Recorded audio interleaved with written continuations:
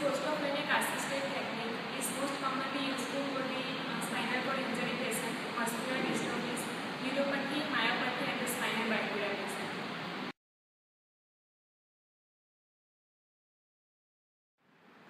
The second technique is the anterior chest compression technique. This technique compresses both upper and the lower chest. The therapist puts one arm on the patient's pectoral region to stabilize and compress the upper chest, and the other arm at the parallel to the lower chest to compress the lower rib. I will apply my first hand at the upper part of your chest wall and other hand at the lower part of your chest wall. Inhale, exhale. At the end of the expiration, I will apply force in down and in direction. Now inhale, exhale. Inhale, exhale. Inhale, exhale. Inhale, exhale.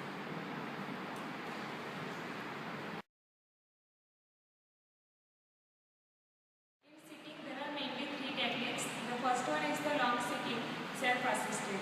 The patient position is the long sitting. You have to place your both hands at the back side of your body, and at the time of maximal inhalation, you have to extend your body, and at the phase of the expiration, you have to cup and throw your body completely flex position. In this technique, expiration aspect of the procedure used to maximize inhalation, and flexion aspect of the procedure used to maximize expiration.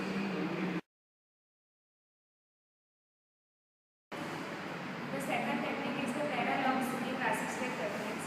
The patient position is the butterfly position. Now place your both hands at the back of the head. At the time of maximum flexion, you have to cup yourself and throw your body onto your legs. This technique is most commonly used for the paraplegia patient because at that time they have low toned body. The third technique is the short sitting self-assisted techniques. In this technique, the position of the patient is in the short sitting position. Place your one hand over the other hand of the wrist at the abdominal part, and during inhalation, extend your body, and at the exhalation, fan off yourself maximally. And during the cupping, you have to push upward and in direction. Now, inhale, cup, apply press. This technique is most commonly useful for the spinal cord injury patient, spinal bipolar, injury to the C5 and below the level of the C5, and most commonly